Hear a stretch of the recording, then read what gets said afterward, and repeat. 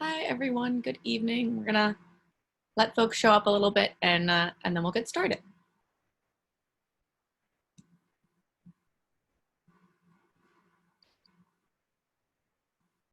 All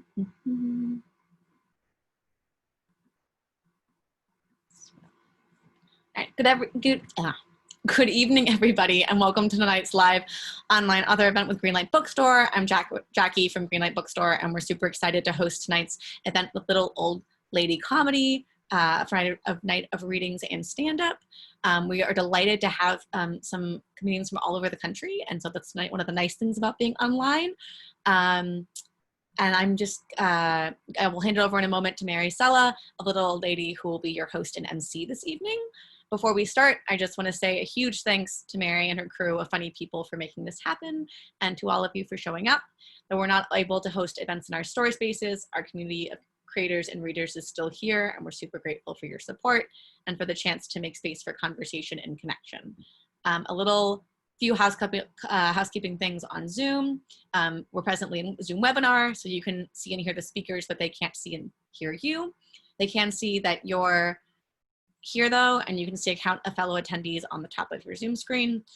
You're welcome to post your comments and thoughts in the chat. It's a great way to participate and show appreciation for the author, even if it's just snaps or claps on the emoji buttons on the bottom.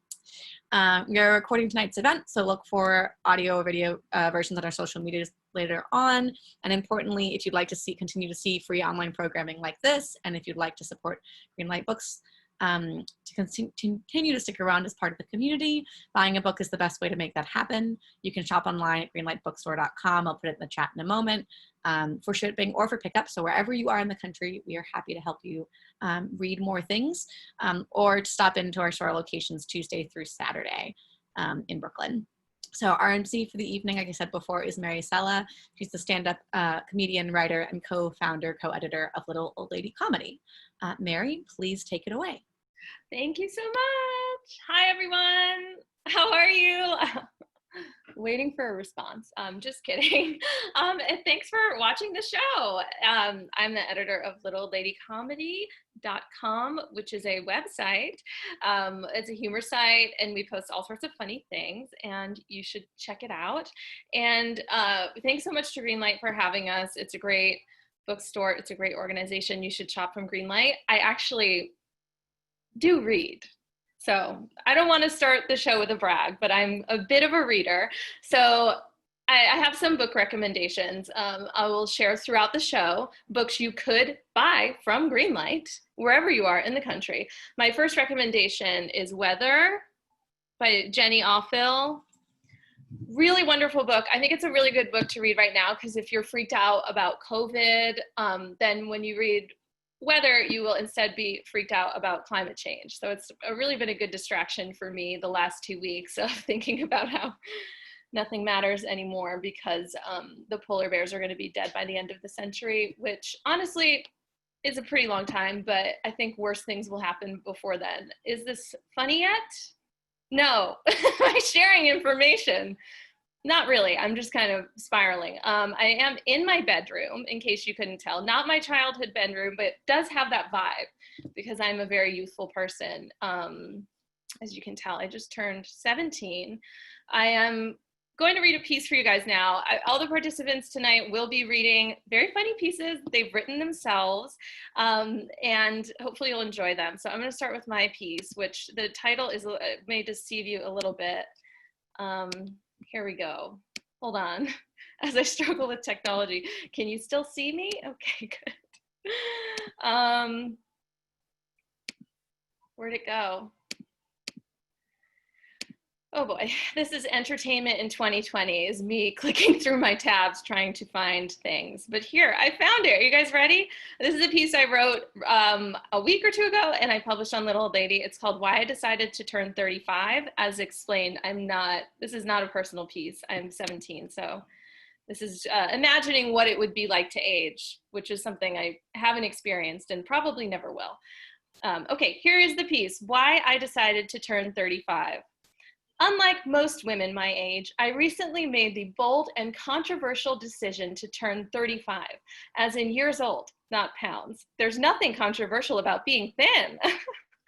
While many women resist the urge to turn 35 and others leap clear over the age, getting plastic surgery that makes them look like their grandmothers, but hot, I decided to give in to my biological craving and age. Willpower be damned. Crazy? Definitely. Mature? Perhaps.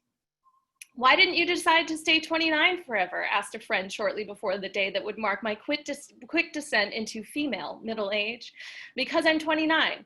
Because I'm not 29. I'm 34, and soon I'll be 35. But you could totally pass for 29, or even like a really rough 26.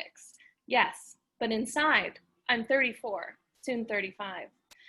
God, I just feel so lucky I'm still only 23, said my friend, who graduated from college the same year I did. A genius she was not. She never once skipped a grade. But one day I told her, you'll be 75. Duh, I know, but until I'm old, I'm gonna stay young. The middle part just seems like yikes. The middle, an abyss that opens in, well, the middle of a woman's life.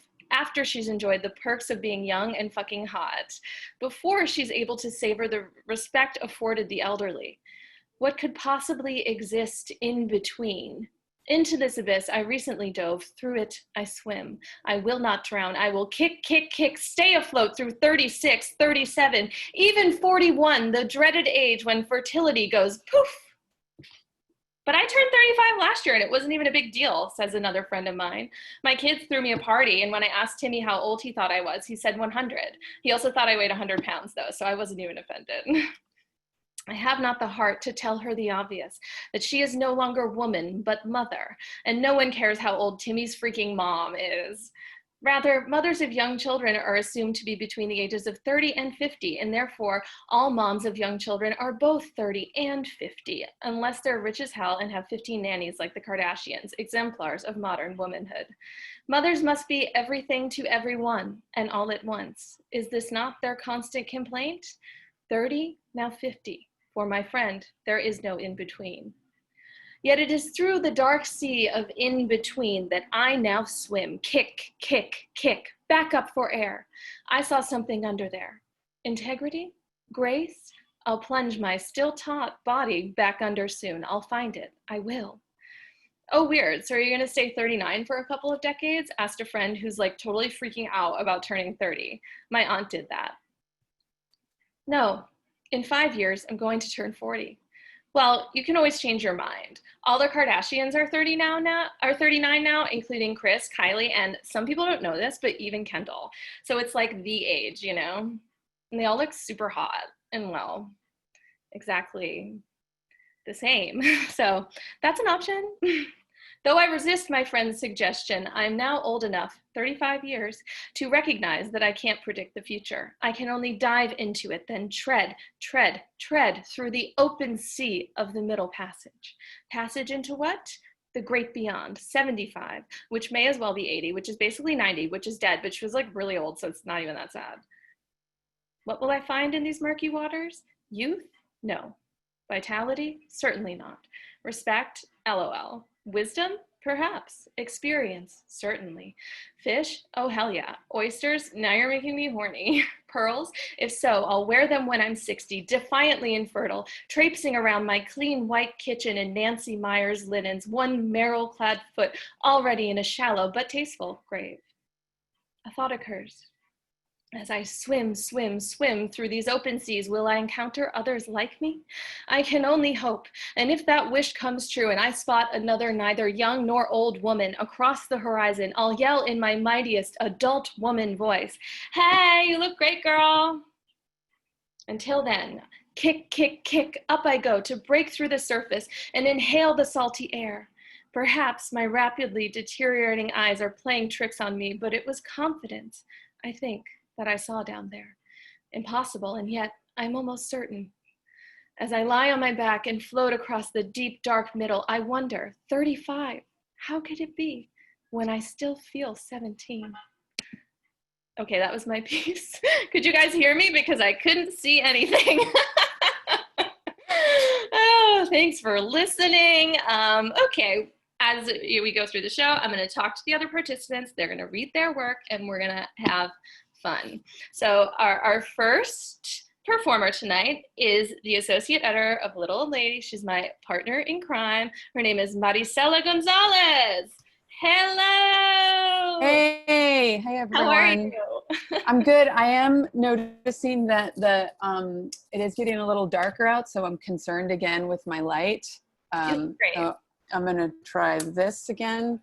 Oh, you look great. Even better. It's fine. Yeah. Yeah, I'm good. That was great. I love that. I love that piece. We've talked about age. I said that the only acceptable women over 40 are mothers, alcoholics, or socialites. Right? Yeah. Just the truest thing I have ever heard. Doesn't it? Sometimes I wrote that piece because I honestly sometimes feel guilty for getting older. I feel like I'm doing something wrong. I'm like, fuck, how did I let this happen? How am I still alive? But we look great, and that's all that matters. Yeah, that is all that matters.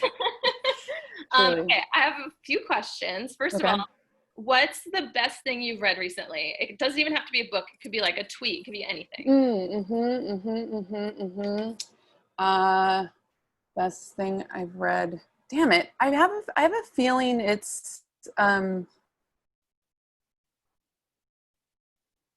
maybe it's this tweet just from a couple hours ago, and it's not going to be accurate, but it's like, he's walking down ramps, he's drinking water, he's saying, he's got 5 words he can say. This guy does it all. That was it. Yeah. I don't think I get it. So it's in reference to Trump. How, remember, he like drank water and everyone was like, woo. And then he was like talking about the ramp. And then today it was, I guess last night he was on a show and like talking about the cognitive test once again. And over he was saying that they make you say like 5 words in a row: person, man, woman, camera, TV. And then he's like, then they ask you again to say it a little later. And I said it in order. Nobody says it you're allowed to say it in whatever order you want, but I said it in order every time. Nobody's ever done that. So he's that's an eerily good Trump. Oh no. Yeah, I've been practicing it. I realized I muted the words Donald Trump on Twitter like many years ago and then forgot. And so I missed out on a lot of news, I realized. But good for you. It's better. I do feel a little sheltered from the world. I mostly avoid watching him speak, actually. But every once in a while. I give in. Okay, different question. What's your weirdest new quarantine habit? Oh, wow. Mine, I will tell you, mine is selling all my clothes to strangers on the internet, which I actually started doing a couple of years before quarantine, but on Indeed, if you want to buy this shirt, let me know. Yeah. I will say that I'm currently doing the artist's way. And I have this like little messagey board thing that I do for myself. And I have this like message, like inspo, affirmation thing from the artist way on here. And it's kind of humiliating, but I'm like, nobody's coming over to my house right now anyway. But if anybody were to come over and I always find whatever I write there humiliating because it's inspiration. I always put some sort of inspiration for myself, recently it was, I don't know, something about try to be humiliated every day or something, which is very easy for me. But I do affirmations. I actually have the same affirmation every day, and it is, you've got that good pussy. So I don't know if I'm allowed to say that at this classy event. I know that about you. My bedroom, so it's going to punish me. Let's see if anybody, no complaints so far. Okay, you want to go ahead and read your piece? Sure, yeah. So this is a piece that's up on Little Old Lady. I wrote it a few months back, and it was inspired by a friend's wedding that I went to last June. So exactly I don't know what month it is, exactly a year ago, June. This is called A Guide to Avoiding the Question, What Have You Been Up To? And all other social interactions at your college friend's wedding. The ceremony. Arrive 5 to 3 minutes early. When some old friend begins approaching you, walk rapidly toward them, hug them while loudly saying, "Holy shit, fill in name, I thought you were dead." Then begin coughing ferociously until you are convulsing. Excuse yourself by waving them away, make your way to the bathroom and hide until you hear the officiant say, "Jude and Judy have written their own vows. They will now read them aloud at the same time." Now is a good time to take your seat in the very last row. Cocktail hour and reception. First, you must find your table assignment. Then look for the names of people you do not recognize. Whatever table they are at is now your table. Using the silver magic marker you brought, change your table number to the table with the unknowns. You can say anything you want to these nobodies all night. Your name is Vienna and you grew up on the island of Dr. Moreau. Next, go to the bar whenever there is no line and talk to the bartender very loudly. Regale them with untrue stories about yourself, like all the sailing you do, how you have had 5 very successful marriages, and that your beekeeping business is booming. Whomever overhears this will assume you are someone else. The toasts. When you see the maid of honor heading toward the mic, go up to an old pal, hug them and say, insert name, "Let me tell you all about my messy divorce," with a very big grin on your face. As the maid of honor starts their speech, quickly and quietly take your right index finger and your thumb and squeeze this person's lips together while saying, "Shh, I'll tell you later, after the speech."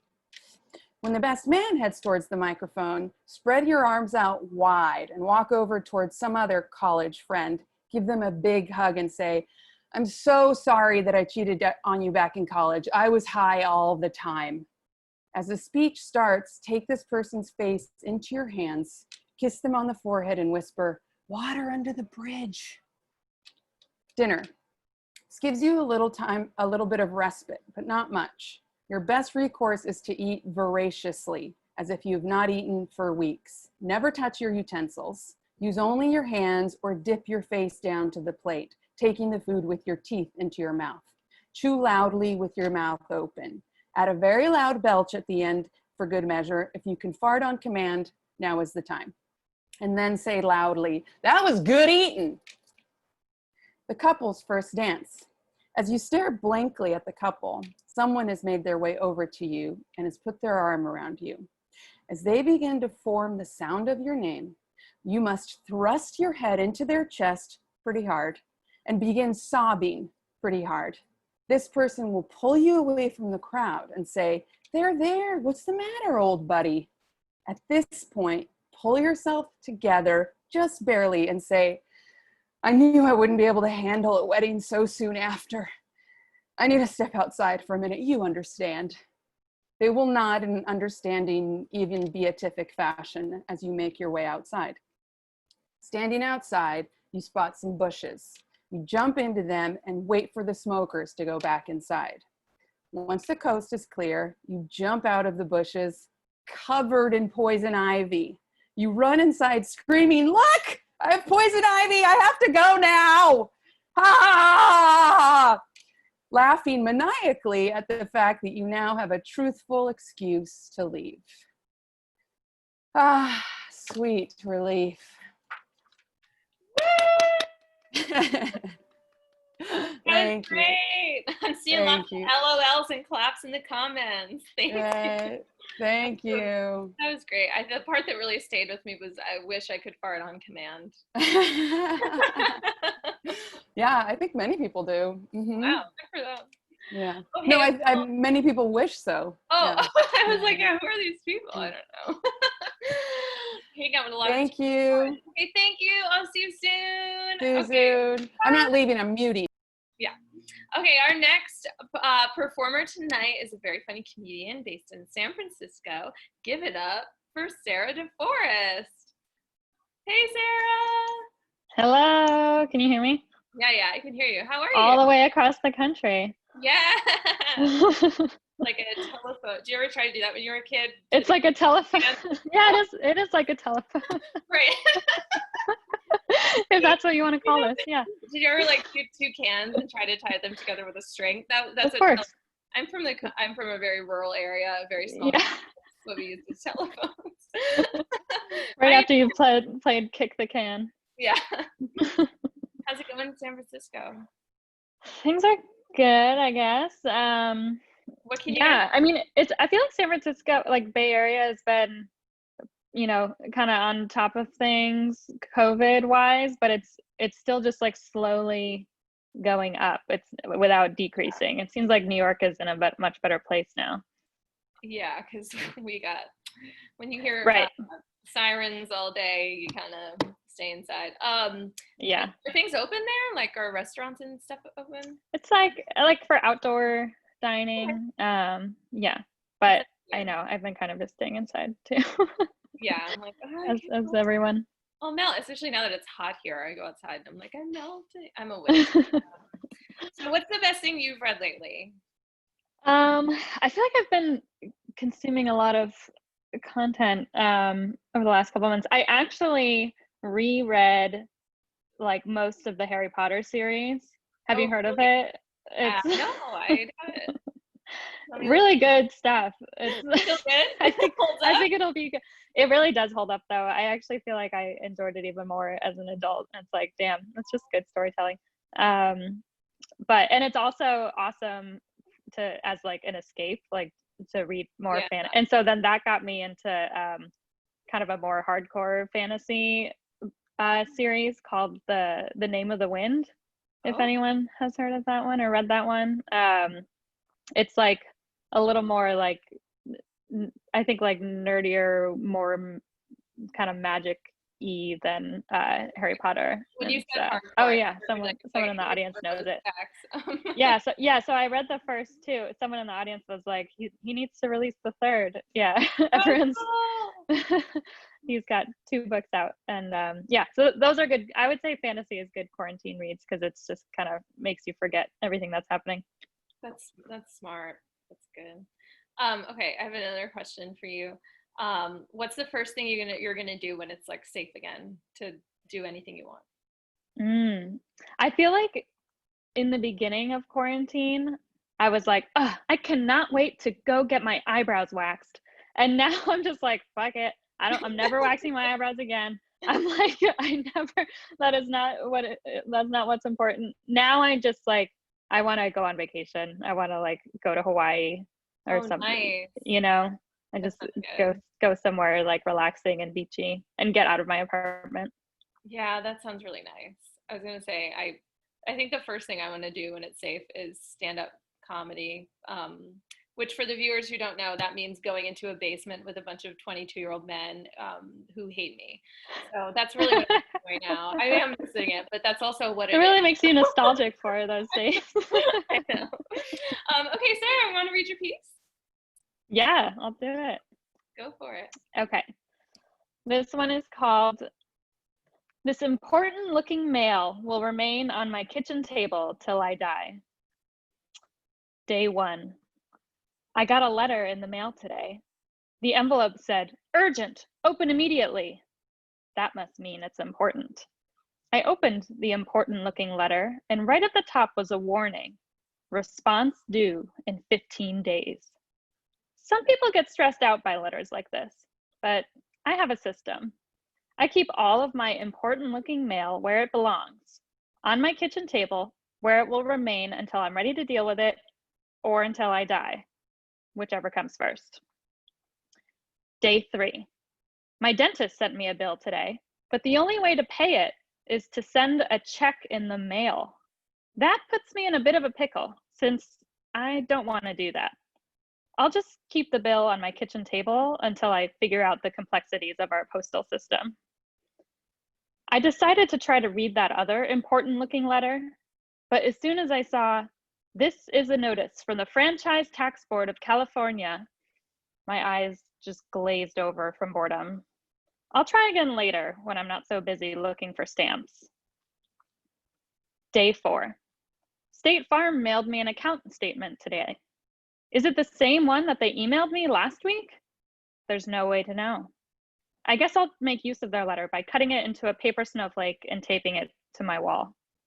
I feel good about my system because it means I haven't thrown out any important mail. That would be irresponsible. Day 6.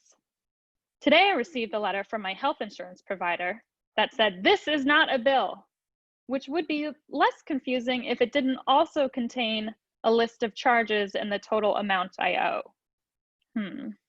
Sounds like this will make a nice addition to my kitchen table. Gosh, what could that other important looking letter be? Is it a bill? A student loan notice? A jury duty summons? None of those sound fun. For now, I'll just use the envelope as a back scratcher.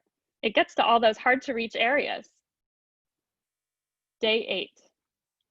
In today's mail, I received a 7-page letter from the IRS to let me know that, well, I'm not sure since I haven't read it yet. There were a lot of words. I better put it where I keep my really important unread mail, in the closet, right next to my box of unorganized cables. During my morning meditation, I visualized that important looking letter turning into a cloud that rained Skittles upon me. When I opened my eyes, the letter was still there, taunting me. Day 11. Yikes, I'm running out of my 15 days to respond to the important looking letter. Here's an idea. What if I just put it back in the mailbox? That counts as a response, right? Day 14. Oh no, I have 24 hours before I need to respond to the important looking letter. God, why haven't they just emailed me? What if they did email me, but they only had my .edu address from college? Is the Frantime board gonna come after me? Does that mean more mail? What do I do? Day 15. Faking my own death actually wasn't as hard as it looks. I left my husband behind and now live on the lam in an undisclosed location with no permanent address, which means no more mail. I am so much happier now. Yay! Thank you. Great job, Sarah. So funny. I haven't gotten mail in months. Oh, you're so lucky. I mean, I'm supposed to get it. It's just not coming. Oh. Okay, thanks so much for doing the show. Good luck. Thank you. See you soon. Bye. Bye. Okay, I'm going to bring her our next performer. She's a very funny comedian writer, and she's based in Washington, D.C. Give it up for Olivia Martinez. Woo. Hello. Hi, how are you? I'm doing well. How are you? I'm fine. Your background looks great. Your apartment looks so nice. Thank you. I appreciate that. Yeah, I'm just impressed. I'm like, I have clothes all over the floor. I'm a wreck. No, okay. How are things in DC? Oh, sorry. I was gonna say, I just look at the pile of like totes right over here, you know? You got a lot of bags. Yeah, right? So don't be fooled. I have piles too. Okay, good. How are things in DC? DC's good. Everyone's mad at the mayor, but I feel like that's the case everywhere, you know? Yeah, are things open there? Things are kind of similar to San Francisco.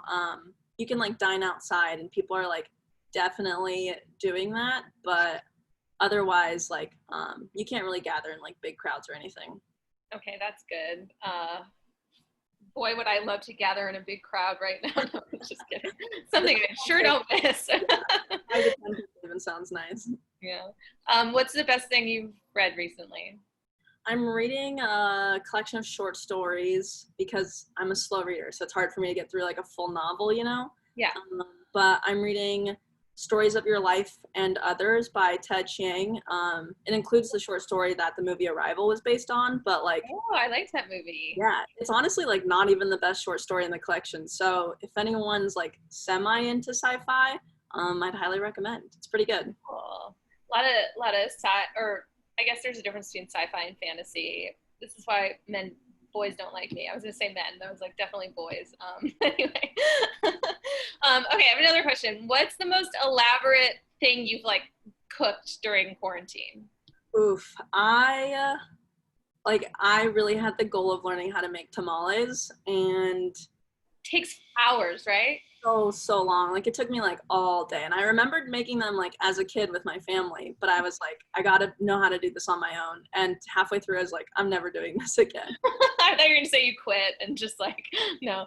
Did they turn out well? They were so good, and like make a bunch, you know, like I had 8 after that. And so I finally, this was at the start of lockdown, and I like just finished the last of the frozen ones. Oh, wow. They freeze well, right? Yeah, my friend made them once. He was like, I'm going to make tamales. Come over and eat. And he ended up staying up until 2 in the morning. Oh, man. Crazy. I know. They were really good, though. Okay, you want to read your piece? Yeah, totally. Nice. Okay, cool. Go for it. This is a piece that I'm working on now, so there's still time if you like it to steal it. But it is called Lockdown Hobby Quiz. Should you start a glory hole?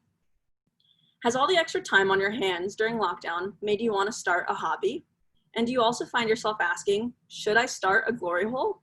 Well, then take this quiz to see if starting a glory hole is the perfect hobby for you.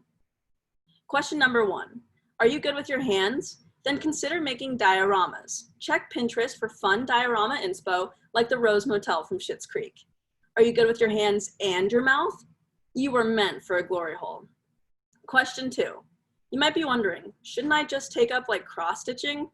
But are you so desperate for any action that watching a needle go in and out of stitches makes you impossibly horny? That's a point for glory holes.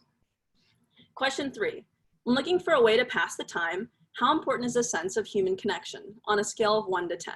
With 1 being looking for any sense of human connection, and 10 being wanting to put anyone's genitals in your mouth. If you answered 5 or under, consider a virtual film club with some friends.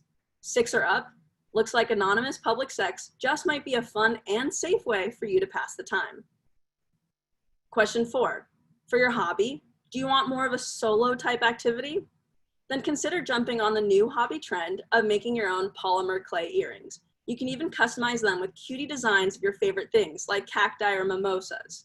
But if you want a more social activity, having people visit your glory hole can count as hanging out as friends. Talk about some quality time. Question 5, while we wait for a vaccine, how important is it to you that your hobby is safe? Because you should probably know that you can still maintain social distancing while running a glory hole.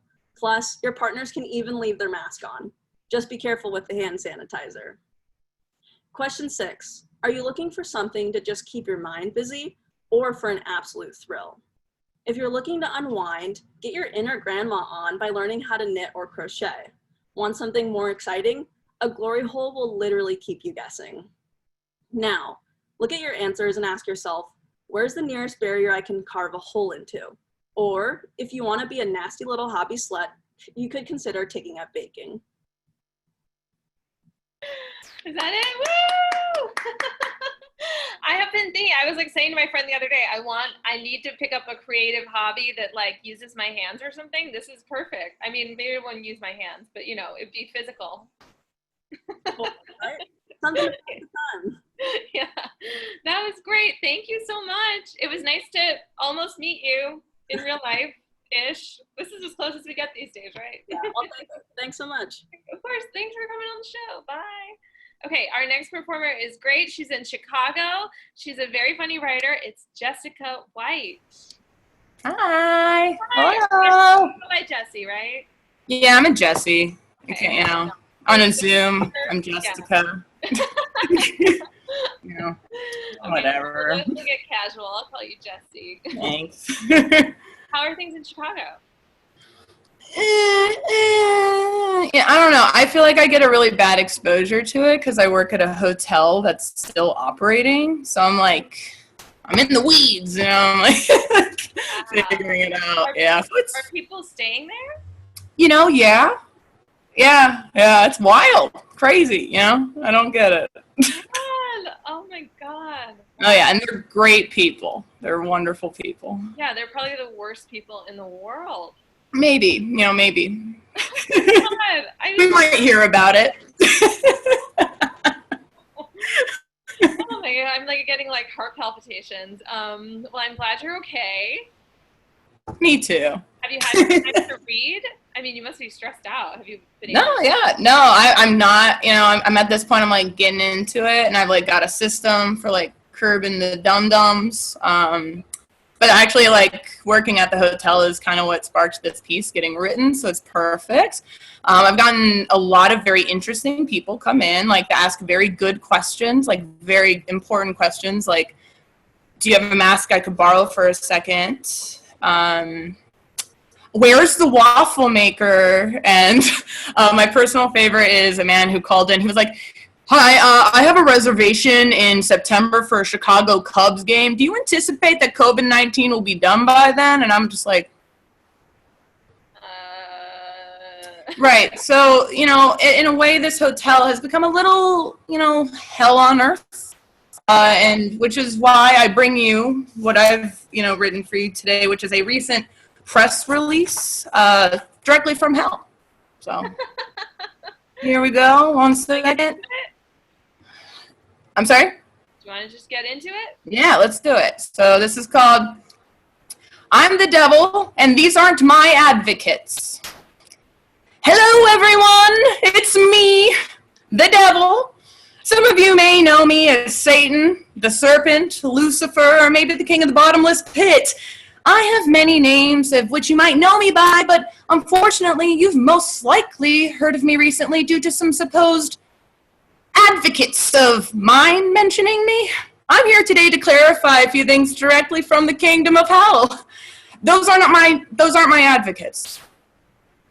Well, I'm not sure why these people have chosen to advocate for me so violently. I do know that they became much more common in early 2020.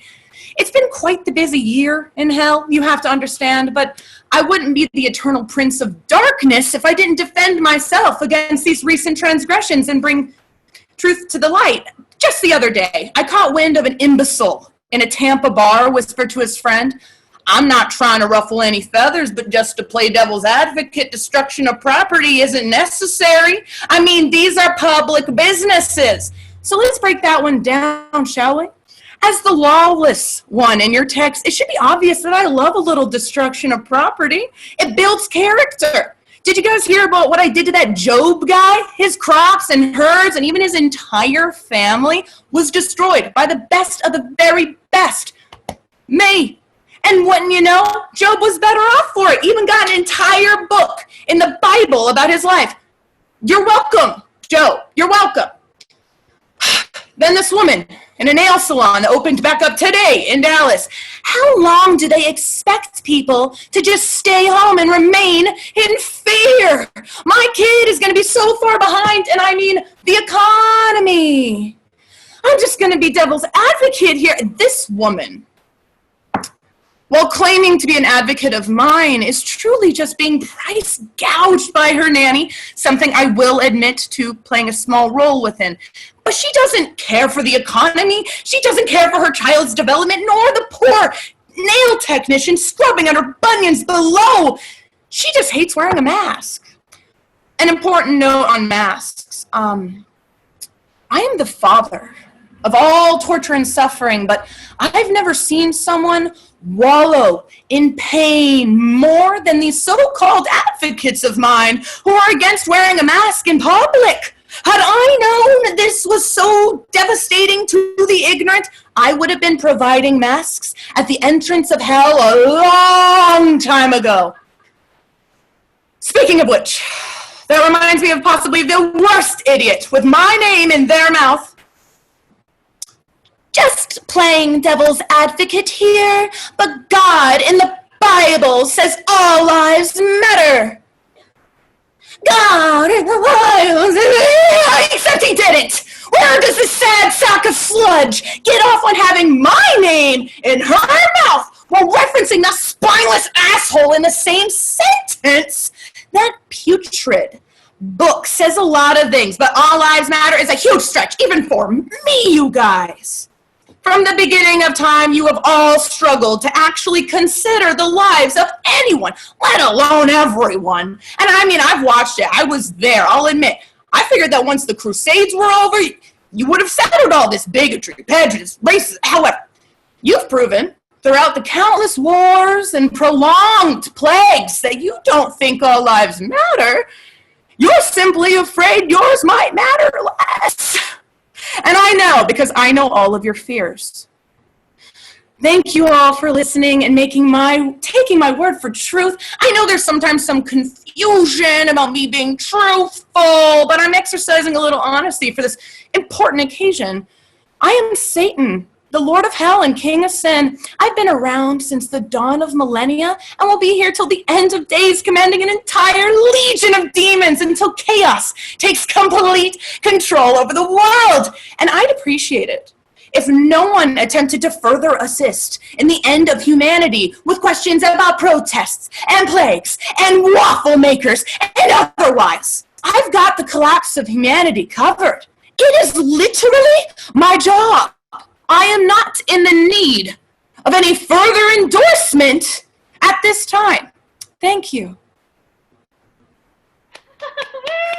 I want you to read that in like the lobby of the hotel every hour on the hour. I want to. That should come with like when people check in, they should get that as like that should be on the key card. Right, like it's like in a recording when they like open their door. Yeah, exactly. Great, thank you so much. Stay Thank safe. you. Oh my Thank God. you. Yeah, I will. Thank you. Okay, thanks for doing the show. Bye. Okay, our next performer is someone I know, and I think he's so great. He's such a funny writer and comedian. He writes a lot for The New Yorker. It's Talib Babb. Thank you for having me. I appreciate it. And damn, that was incredible, Jesse. That performance was shit. That's gonna be hard to follow. Thank you. Thank you. That was so great. How you doing? I'm good. I'm just I'm alive. So, you know, that's a win. That is a win right now. That for sure is. That's all I'm happy about. Are you still in New York? Nah, I fled. I'm in my parents' house in Maryland. So I just been Really? How long have you been there? Since like the end of March. The whole time. How's that? You're getting along with your parents? Man. Just been annoyed by them, you know, but I love them. They're great people. Great people. It's been cool. It's been chill. I feel like 17 again. I feel like a high schooler again, back in the house. I know, right? I've never felt so. I've been spending time at my dad's house too, in my bedroom that still has like nylon magazines from when I was in high school, and so I'm feeling pretty youthful. It's really walk down memory lane for me. That's what it really is. I'm glad.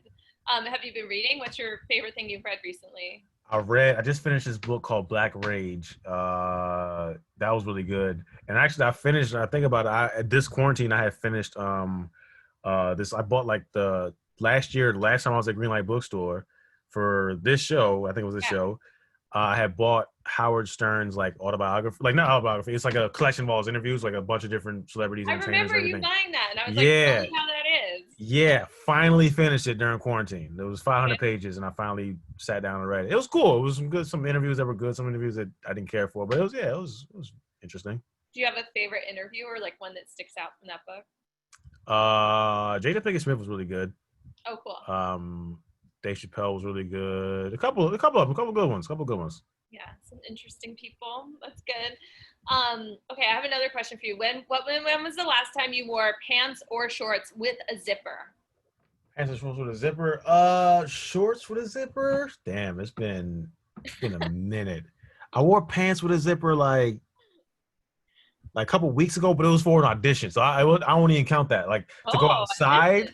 Yeah, but it wasn't like so to go out. I haven't put on jeans to go outside in probably since like March or February. Really? Oh, good for you. Like definitely March. I'm wearing. I promise you, I'm not gonna like flash anyone my privates right now. I'm wearing athletic shorts right now, if you can see. Same. All athletic shorts. There's no zipper on those. A fancy top with the Nike shorts. I bought 6 pairs of on sale at the beginning of quarantine because I was like, "There's my summer." It's jeans, business up top and then party downstairs. That's how we do it. Okay, you want to read your piece? Let's do it. This piece was published in the New Yorker last August, 2019. But I felt like it was really, it's pertinent right now. Like we could really use it, and just to if you've even been sucked inside and you're tired of watching stuff and you're tired of binge watching, the title of this piece is called "Why Binge Watching is Good for You." All right. There's a ton of research that suggests binge watching is bad for you. I'm not a doctor, but I got a physical from one time. which qualifies me to reject the prevailing medical research. If you're wondering whether you should slow down on the screen time, there's a few reasons why binge watching could benefit you. The first one, you learn patience. There's nothing like remaining still, at peace with the knowledge that you'll have 9 hours worth of programming right in front of your face ahead of you. You're usually anxious to get to the main character having his spiritual breakthrough, and you should probably just sit tight. That's not until the 5th episode, and you got 4 more hours. So thankfully, you can skip the intros and keep it moving and just enjoy the ride. The second reason, you get to avoid sunburn. Binge watching means you won't see the sun, and more importantly, the sun won't see you. Put your lotion away. You can be as ashy as you want to be indoors. Your TV or your laptop or your phone, they won't judge you. So be grateful for that. Third important reason, you're always near a bathroom, especially for New Yorkers. When you leave your place, you have to strategically plan when and where you're going to use the facilities. Getting lost in a show keeps you close to your own bathroom, where you have privacy. Don't have to buy an overpriced latte just to relieve yourself. If you want, you can do heroin right inside the bathroom. Nobody's going to judge you. Nobody's going to judge you. Nobody knows. Fourth reason, you can't lose your wallet. Your wallet is safe and sound when you binge watch. It's either in the jeans you wore yesterday or now for us, shorts. All the shorts we're wearing.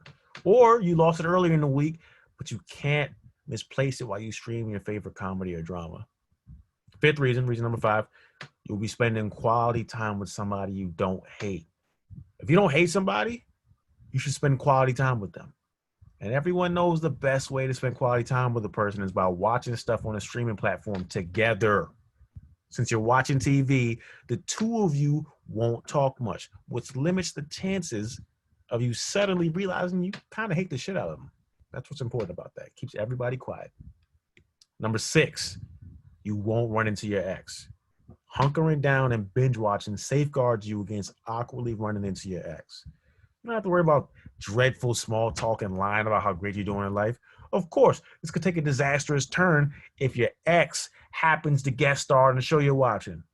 If that's the case, just fast forward through their scenes. That's all you got. Nothing else I can tell you. Where we at? Number 7? Number 7 and the final one.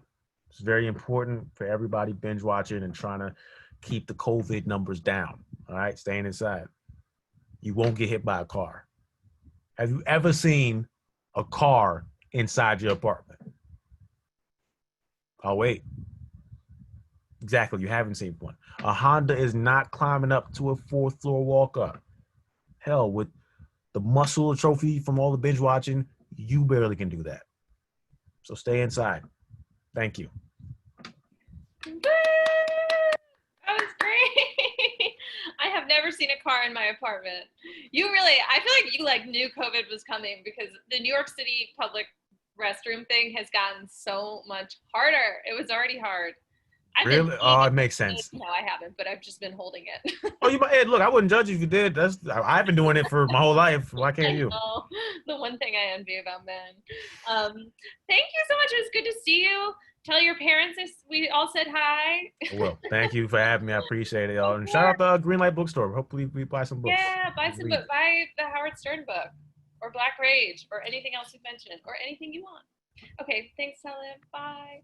Okay, now we have our final performer of the night. She's the co-founder of Little Old Lady. She writes for everywhere. It's Ginny Hogan. Hi, Mary. It's great to see you. How are you? Good. How are you? I honestly never been better. In case you couldn't tell by my outfit and my general demeanor, I'm really thriving right now. I love the shorts. Thanks. Do you think anyone is like thriving right now, like living their best life? I know a girl who just got married and got like a big job, which kind of like annoyed me. And she posted about them both, and I was like, I feel like it's time to not be publicly thriving, like thrive in private. You know? I have this theory that like some younger people, like even younger than me, are already their whole lives were kind of just like Instagram, and so their lives really haven't changed, and in fact have gotten better because now they can just exist on Instagram even more. Yeah, I think that's definitely true. I mean, I think there are some people who kind of like the situation. Yeah. I might have liked it if I were in college because I didn't really like college. So if it had just been me like taking classes online, maybe I would have been like okay with it. Yeah, that sounds cool. I would have hated it in college because I would have been in my parents' basement, literally looking at cows all day. And Yeah, that would have been cows awesome. are not that interesting. Okay, what's your favorite thing you've read recently? My favorite thing that I've read, I'm reading a book of short stories by Zadie Smith called Grand Union. Is that the new one? I think so. I like Olivia, I also have trouble concentrating on long things, so short stories are great because like you don't have to finish it to feel like you read stuff, you know? Totally. Yeah. Yeah, they're really good. There are some very like, it's like dark and funny. And then also, this is so embarrassing, but I'm reading Infinite Jest, which I kind of started doing as a joke and then liked it. I read it. I mean, I read it a while ago and I liked it too. I have to say, it took me until page like 600 to get into it. And from there, I finished, like, it was a slog until then. But once I got to like page 600, I finished it really quickly and I liked it. That's good to know because I'm just over halfway, which I think is about like page 550. So I'm close to that. I think it'll get interesting soon. Yeah, that's good. I like the AA stuff and I like the tennis stuff, and then some of the other stuff I'm kind of not following that closely, but yeah. It's cool. It kind of all comes together, I think. It's like, also, it's like one of those books that I read the whole thing and I'm like, oh yeah, they played tennis. Like, I don't remember anything. Yeah. They do play tennis. Yeah. Okay, I have another question for you, inspired by Talib's piece. What is the worst thing you've watched all the way through because you just like didn't have anything else to do? Probably This Is Us. Oh yeah, I was so sad when the season ended. Like, yeah, I actually, that's not even true that I watched it all the way through, but I definitely like have rewatched, like at the start of quarantine, I was like, rewatched is a whole other level. Yeah, I've rewatched it. I was like, I'm gonna get into a prestige drama I've never seen. Like, I've never seen Game of Thrones, I've never seen The Sopranos or The Wire or Mad Men, so many things. And then I just rewatched all of This Is Us, and I watched a lot of Grey's Anatomy. But what was so embarrassing about Grey's Anatomy is I thought I was like 3 seasons behind, but I was actually caught up. Like, I had been watching it up until like season 17. Oh my God, that is a show I still watch sometimes, and I've watched every episode of This Is Us, even though I hate almost all of the characters, especially the ones I'm supposed to like. Right. No, they get so whiny, kind of. Ugh, they're awful. Yeah. I would say the other worst thing I've watched all the way through is Euphoria, but that was like a year ago, so I didn't have an excuse. Yeah. I only watched a little bit of it, but I thought it was like all right. Well, I hope this is interesting for the audience, that we're just like fully having a personal conversation about TV right now. I would recommend This Is Us though. It's like a good comfort show. Oh, it's great. I miss it so much. It's just like I like, right now you're talking about it and I want to watch it, but then I know I'll just be like, I hate Jack, I hate Toby, I only like Kevin. He's the only. Toby I always hated. Yeah, but I know. Yeah. Okay, do you want to read your piece? Yes. Okay, so this is what I wrote for the old lady. I wrote it like at the start of quarantine when it was hard to get an N95, and I think it's since become easier. I got one like at a bodega the other day. I don't know if it's a real one, but I don't think they're like as like as in demand as they were, or as limited. So this is called Reviews for N95 Face Masks from a Woman with Correct Priorities. 5 stars. Oh, it's Amazon reviews. 5 stars. I ordered this mask 5 days ago. Haven't gotten the coronavirus, so I'd say it's a success. Freddie keeps reminding me that the mask has not yet shipped.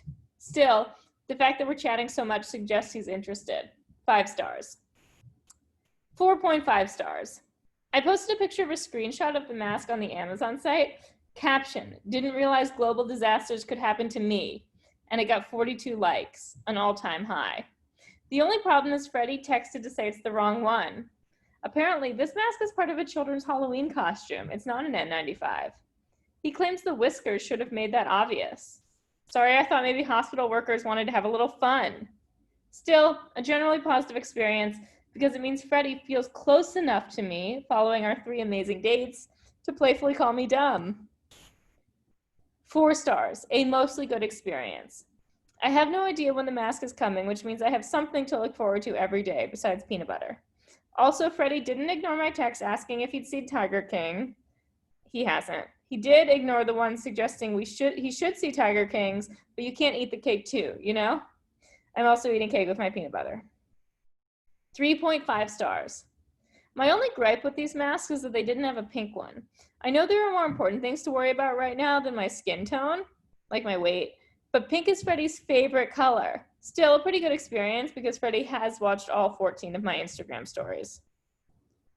3 stars. I ordered this mask 4 weeks ago, and every day I get an email from Amazon telling me its shipping date has been delayed. It's nice to have someone emailing me, though, especially because I haven't heard from Freddie in a few days. A decent experience. 2.5 stars. To be frank, I just learned via the New York Times crossword puzzle that this mask will not have voice-activated GPS instructions. The correct answer was Garmin, so retro. This is simply basic functionality for all products over $100, in my opinion. Why did I spend $680 on this N95 face mask? Also, Freddie told me to stop telling our mutual friends that he would be my boyfriend by now if not for the quarantine. But he did call me to say that. He sounds sexy when he's being dismissive and mad. An overall neutral experience. 2 stars. I guess Freddie is keeping 6 distance of feet from my heart, too. Also, what I ordered was not an N95 mask. It was 95 ski masks. That was somehow the cheaper option. Pretty bad experience only because owning all these ski masks reminds me of all the trips that Freddie and I will probably never take because of quarantine and also because he doesn't want to. 1.5 stars. This mask is okay. It still hasn't shipped. But I have spiraled deep into a depression. Buy at your own risk. Maybe it keeps out the virus, but it did nothing to keep out the sad. Why hasn't Freddie texted? 1 star. I bought a different mask for $4,000, had it delivered to Freddie, and still haven't heard from him. Terrible experience. I haven't stopped crying in hours. This is worse than menstruating. 0.5 stars. I have the coronavirus. This would be totally fine, except that I tweeted about it and Freddie still didn't call to check in on me. A truly awful experience. 0 stars. Freddie posted a picture of himself with a new girl. Apparently, he and his roommate rekindled an old flame. I finally get why everyone is making such a huge deal out of this pandemic. Negative 10,000 stars. Amazon wouldn't give me a refund, even though I explained that the mask arrived after I got COVID and, more importantly, dumped. I deleted my account. So, that's it. That's great. Have you ever left an Amazon review? No, I have for, like, if I know someone who, like, had something that they were selling on Amazon. I've done it at people's requests, but no, I never left, like, a negative one because I hated something. Have you? No, but I read them all the time. I read them too. I read them. I feel like they, like, dictate my life and purchases, but I would never leave one. And then sometimes I'm like, should I? I don't know. It's stressful, you know? Yeah. Okay, thank you, Ginny. Thank you, everyone. I just want to say before I go, the best book I've read in a while was A Manual for Cleaning Women, Lucia Berlin. Has anyone else read it? If you have, chime in. But it's a short story collection, so I started it thinking, like, oh, I'll just read a couple and then I'll read something else. And I read the whole book in, like, a couple days and stopped. It's really good. It's really funny. I recommend it. Buy it at Greenlight. Buy any book you want at Greenlight. Every book you want at Greenlight. They're the best. And everyone have a good night. Stay safe out there. And thanks for watching. And thanks for having us, Greenlight.